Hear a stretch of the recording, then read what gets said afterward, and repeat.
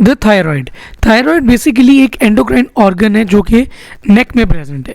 Thyroid की आपको पता है कि नेक में प्रेजेंट है। थायराइड के दो लोब्स होती हैं, एक होता है राइट लोब और एक होता है लेफ्ट लोब, और दोनों लोब्स जुड़े होते हैं बाय इस्थमस। ठीक है, दो लोब्स सेंटर में इस्थमस। अब थायराइड के बारे में जो आपको इंपॉर्टेंट चीज़ें पहले पता होनी चाहिए वो है, पहले तो थायराइड का एक्सटेंट जो है ना वो आपको पता होना चाहिए। थायराइड का एक्सटेंट है C5 से T1 तक। ठीक है, ये बार बार पूछा गया है। एक और चीज़ पूछते हैं कि कैरोटिड की बाइफर्केशन कहाँ पे होती है। देखिए, कैरोटिड की बाइफर्केशन होती है at the level of C4 वैसे। ठीक है, लेकिन कैरोटिड की बाइफर्केशन का जो दूसरा एक मार्कर होता है जिसको हम लोग पूछा जाते हैं हमसे बार बार, वो है अपर बॉर्डर ऑफ थायराइड। ठीक है, कैरोटिड की बाइफर्केशन। इसके अलावा अब देखें, इसके हैं दो लोब्स और सेंटर में आ गया इस्थमस। अब लोब्स के बारे में क्या पूछा जाता है? लोब्स के बारे में ये पूछा जाता है कि देखिए, लोब्स की एक है एपेक्स और एक है बेस।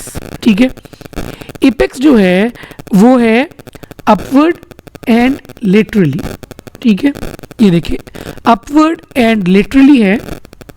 ठीक है, along the lateral side of the thyroid cartilage। Thyroid cartilage के बिल्कुल लेटरल है ये। ठीक है, इस तरफ भी ऐसे ही है। अब चलते हैं बेस की तरफ। ठीक है, बेस की बात करती है तो बेस जो है it is along side the trachea. ठीक है, मतलब कि एपेक्स हो गई थायराइड कार्टिलेज के पास और बेस हो गई ट्रेकिया के पास। अच्छा, अब आ जाती है आपके पास बारी किसकी? इस्थमस की। इस्थमस जो है, ठीक है, ये दोनों लोब्स को ज्वाइन कर रहे हैं। और इस्थमस के बारे में जो चीज़ आपने याद रखनी है वो ये है कि it is present at the level of second, third and fourth tracheal ring. ये बार बार पूछा गया है, second, third and fourth tracheal ring. कभी कभी ये होता है कि इस्थमस से एक सप्लीमेंट्री लोब कह लें आप, उसको पिरामिडल लोब कहती हैं, जो साइड पे निकल रहा होता है ऊपर की तरफ। ठीक है, और वो जो इस्थमस से निकल रहा होता है लोब, वो ऊपर जाके आपकी हायोइड बोन के साथ अटैच्ड होता है वाया लेवेटर ग्लैंडुली थायरॉइडी। ठीक है, ये एक बेसिकली थायरोग्लॉसल डक्ट है ना, उसका रेमिनेंट है ये। ठीक है, तो वो अगर वो रेमिनेंट प्रेजिस्ट कर जाए, ठीक है, तो एक वो मसल सा बन जाता है, एक फाइब्रस टिश्यू बन जाता है, तो जोड़ा होता है पिरामिडल लोब। यहाँ पे ही होगा ना, पिरामिडल लोब को हायोइड बोन के साथ, तो उसका जो नाम है वो होता है लिवेटर ग्लैंडुली थायरॉइडी। बस ये एक जहन में रख लेंगे कि ये चीज़ होती है। ठीक है, ये ऊपर हायोइड बोन मैंने बनाई है। अच्छा, उसके बाद आगे चलती है। एक चीज़ जो आपको पता होनी चाहिए थायराइड के बारे में वो ये है कि थायराइड जो है ये होता है surrounded by the pre tracheal fascia. बहुत इंपॉर्टेंट पॉइंट है ये, प्री ट्रेकियल फेशिया। ठीक है, एक तो चीज़ ये याद रखनी है कि it is surrounded by pre tracheal fascia, और pre tracheal fascia basically attach कर रहा होता है थायराइड को with larynx and the trachea. ठीक है,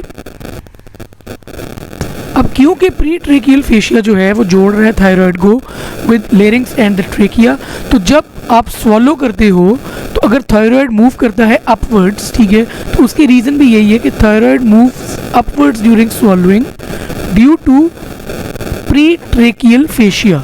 बहुत इंपॉर्टेंट चीज़ है। अब पहले तो आपको ये वाली स्लाइड में ख़त्म करवाता हूँ, जो इसमें से पूछी गई चीज़ें वो आपको पता होनी चाहिए। C5 से T1 का पूछा जाता है बार बार। ये पूछा जाता है कि कैरोटिड की बाइफर्केशन अपर थायराइड के लेवल पे होती है। ये बार बार पूछा जाता है कि इस्थमस सेकंड, थर्ड और फोर्थ ट्रेकियल रिंग्स पे है। ये पूछा जाता है कि स्वॉलोइंग पे जब मूव करता है थायराइड वो क्यों मूव करता है, वो प्रीट्रेकियल फेशिया की वजह से मूव करता है। ठीक है, बाकी चीज़ें पूछी जा सकती हैं इसलिए मेंशन कर दी हैं। अब आप इसमें देख सकती हैं ये पिरामिडल लोब है और पिरामिडल लोब को जो हायोइड बोन के साथ कनेक्ट करेगा उसकी मैं बात कर रहा था। ठीक है, अब जो इम्पॉर्टेंट चीज़ है रिलेशंस ऑफ द थायराइड। ठीक है, थायराइड ग्लैंड के एंटेरोलेटरली, ठीक है, आगे की तरफ और लेटरली आ जाएंगी आपके एंटेरोलेटरली, एक तो आ जाएंगे आपके इंफ्रा हायोइड मसल्स। ठीक है, ये 4 होते हैं नंबर। ठीक है, और साथ ही साथ आ जाएगा anterior border of the sternocleidomastoid. Anterolateral तो ये हो गए। ठीक है, उसके बाद आ जाते हैं आपके पास पोस्टेरोलेटरल, मतलब कि पोस्टीरियरली और लेटरली। पोस्टीरियरली और लेटरली आप ये देख सकते हैं कि ये कॉमन कैरोटिड आ रही है ना, ये पीछे इसके जो हैं वो कैरोटिड शीथ और उसके कंटेंट्स आएंगे।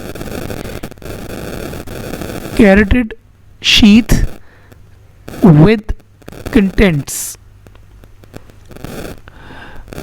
उसके बाद ये पूछा जाता है कि मीडियली इसके क्या है। ठीक है, थायराइड है, इसके मीडियली क्या है। मीडियली थायराइड के आ जाते हैं आपके पास, देखिए, खाने पीने वाली चीज़ें और सांस लेने वाली चीज़ें। खाने पीने वाली चीज़ें कौन सी हैं जी? Pharynx and the oesophagus. ठीक है, सांस लेने वाली कौन सी हैं? Larynx and the trachea. ठीक है, ये तो 4 होगी ना अलहदा, मीडियल रिलेशन में ये 4 चीज़ें। साथ 2 आ जाती है नर्व्स आपकी, कौन सी हैं? एक है एक्सटर्नल लेरेंजियल नर्व, एक है रिकरेंट लेरेंजियल नर्व। इनकी डिटेल्स में भी चलते हैं आगे। और पोस्टीरियरली आपके पास आ जाता है पैराथायरॉयड ग्लैंड्स। ये भी मैं आपको आगे जाके दिखाता हूँ कि पोस्टीरियरली पैराथायरॉयड ग्लैंड्स कहाँ पे होते हैं। अब जो इम्पोर्टेंट चीज़ है इसमें वो ये चीज़ है, एक्सटर्नल लेरेंजियल और रिकरेंट लेरेंजियल नर्व्स। अब याद कैसे रखना है? थायराइड का ऊपर वाला जो बॉर्डर है, ठीक है, जहाँ पे सुपीरियर थायराइड आर्टरी आ रही होती है, ठीक है, ऊपर और बाहर याद रखना है। थायराइड के अपर बॉर्डर पे एक्सटर्नल बाहर वाली लेरेंजियल नर्व होगी, सिंपल ऐसे याद रख लें। अपर बॉर्डर पे एक्सटर्नल, ऊपर और बाहर। अपर बॉर्डर पे external laryngeal nerve, lower border पे रिकरेंट लेरेंजियल नर्व। ठीक है, अगर आपने देखना है तो ये देख सकते हैं आप। ठीक है, ये आ रही है आपकी एक्सटर्नल लेरेंजियल नर्व, ठीक है, जो कंपनी हो रही है बाय सुपीरियर थायराइड आर्टरी। ठीक है, और ये नीचे से आ रही है आपकी रिकरेंट लेरेंजियल नर्व दोनों तरफ, ठीक है, जो कि लोअर लोब के पास है थायराइड के। अब इसमें जो इंपॉर्टेंट एक चीज़ और याद रखनी है ना आपने, कि रिकरेंट लेरेंजियल नर्व जो है वो बेसिकली कर रही होती है आर्च। ठीक है, राइट वाली कर रही होती है, ये राइट वाली है ना, राइट वाली कर रही होती है यहाँ से, ये आप देख रहे हैं कहाँ से कर रही है, मतलब कि सब क्लेवियन आर्टरी के पास से। और जो लेफ्ट वाली है वो आर्च कर रही है अराउंड, ये आप देख रहे हैं कहाँ पे आर्च कर रही है, घूम रही है एओटिक आर्च की तरफ। लेफ्ट वाली एओटिक आर्च, राइट वाली सब क्लेवियन आर्टरी। ठीक है, अच्छा, अब और क्या पूछा जाता है? पूछा यह भी जाता है कि अगर रिकरेंट लेरेंजियल नर्व जो है वो डैमेज हो जाए तो वो कहाँ पे डैमेज होगी? पहली बात तो आपको समझ लग रही है, रिकरेंट नीचे है तो इंफीरियर थायराइड आर्टरी अगर आप कर रहे होंगे लाइगेट उस वक्त कट सकती है। इंफीरियर थायराइड के लोब, थायराइड के इंफीरियरली आप काम कर रहे होंगे तब वो डैमेज हो सकती है। और रिकरेंट लेरेंजियल नर्व डैमेज होने की वजह से होर्सनेस होती है। आप सिंपल ये याद कर सकते हैं कि riding the horse, riding the horse, ठीक है, तो रिकरेंट से होर्सनेस होगी। ठीक है, ये आपने सिंपल याद रख लें। अच्छा, एक और चीज़ पूछी जाती है कि मोस्ट कॉमन डैमेज्ड कौन सी नर्व है थायराइड की सर्जरी में? मोस्ट कॉमन डैमेज जो है ना वो आपकी एक्सटर्नल लेरेंजियल नर्व है, रिकरेंट नहीं है। मोस्ट कॉमन जो है वो डैमेज्ड एक्सटर्नल लेरेंजियल नर्व है। ये बहुत दफ़ा पूछा गया, लोग गलत कराते हैं, कंफ्यूज हो जाते हैं, तो ये आपने गलत नहीं करना। एक्सटर्नल ऊपर वाले के पास है, रिकरेंट नीचे वाले के पास है, रिकरेंट से होर्सनेस होती है। ये 3 पॉइंट्स आपके फिंगर टिप्स पे होने चाहिए।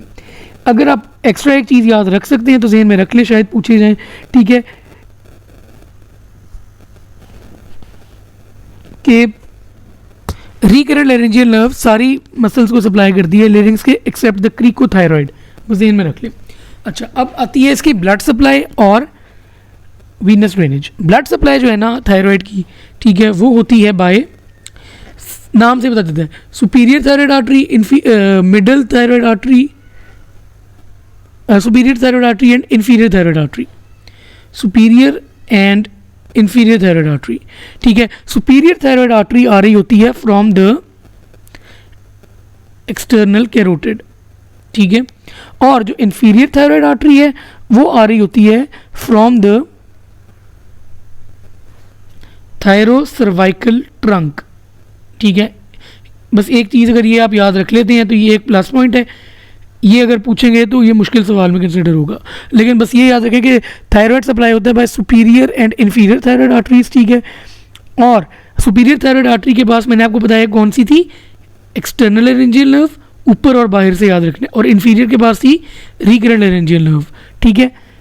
अच्छा, कभी कभी जो है वो ब्रेकियोसेफेलिक ट्रंक या एओर्टिक आर्च से एक और आर्टरी निकल आती है, ठीक है, जिसको हम कह रहे होते हैं थायराइड ईमा।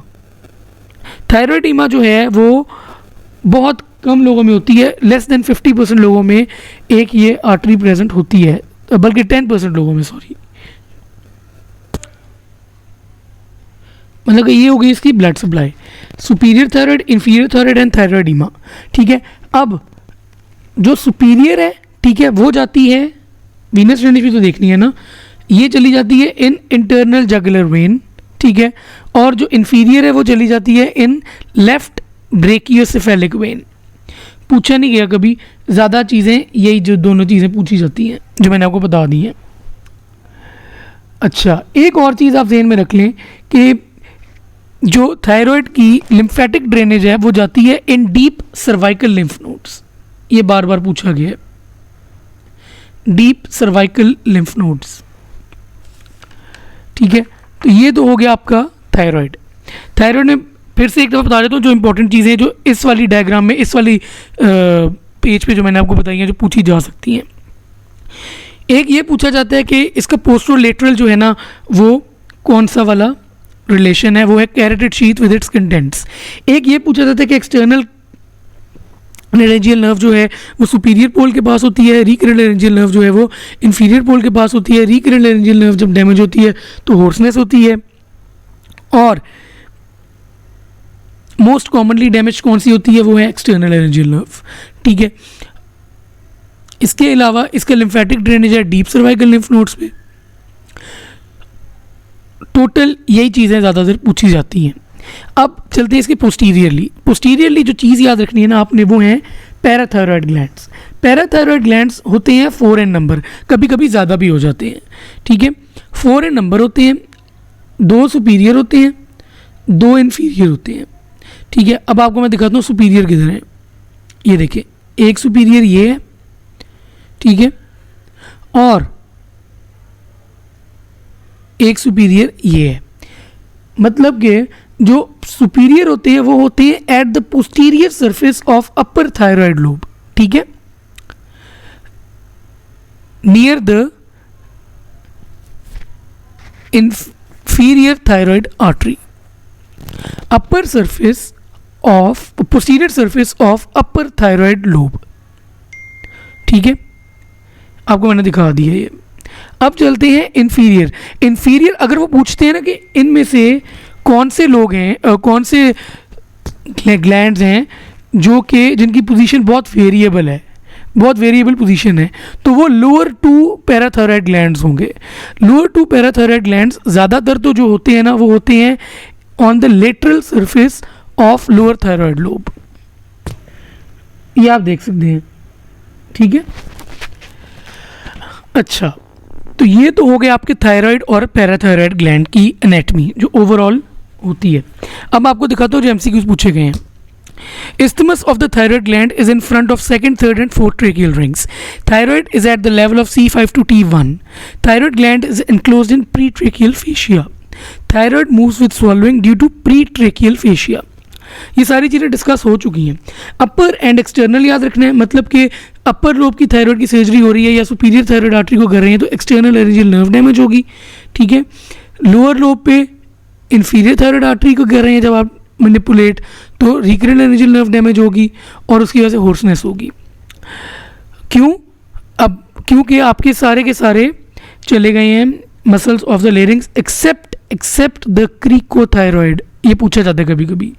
अच्छा, और जब सारे मसल्स जो हैं वो डैमेज हो जाते हैं एक्सेप्ट द क्रिकोथायरॉयड तो आपके जो वोकल कॉर्ड्स हैं वो कंप्लीटली एडक्टेड होते हैं, ठीक है।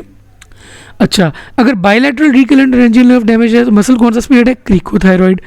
Larynx lost supply but still contracted, cricothyroid काम कर रहा है, वही वाली बात है। Superior thyroid artery arises from external carotid artery, मैंने आपको बताया था। Internal laryngeal nerve passes through thyroid and the hyoid. Nerve that accompany superior laryngeal artery is internal laryngeal nerve. इसकी डिटेल्स में आपको लेरिंग्स वाले लेक्चर में बताऊंगा। In partial thyroidectomy, posterior thyroidectomy done carefully, क्योंकि पैराथायरॉयड को बचाना होता है। अगर पैराथायरॉयड्स रिमूव हो जाती हैं, ठीक है, तो अल्टीमेटली हाइपोकैल्सीमिया होता है और फिर टेटनी में जा सकता है बंदा, ठीक है। तो ये अपने ज़हन में रखना है। इन्फेक्शन ऑफ द प्रीट्रेकियल फेशिया जो है एंटीरियर मीडियस्टाइनम में जाती है, ये आपको मीडियस्टाइनम वाले लेक्चर्स में बता चुका हूँ मैं। Carotid artery bifurcates at upper border of the thyroid. Cricoid cartilage gives attachment to the inferior constrictor. बस इसको रूट लर्न कर लें, ये मतलब कि अलग से लेक्चर में बताने की जरूरत नहीं थी, ये इंपॉर्टेंट नहीं है इतना, एक आध दफ़ा पूछा गया। थायराइड ग्लैंड की लिम्फ ड्रेनेज है to deep cervical lymph nodes. तो ये तो थे थायराइड के, मल्टीपल टाइम्स रिपीट हुए हैं, यही वाले एमसीक्यू ज़्यादा रिपीट होते हैं, लेकिन मैंने आपको डिटेल्स भी बता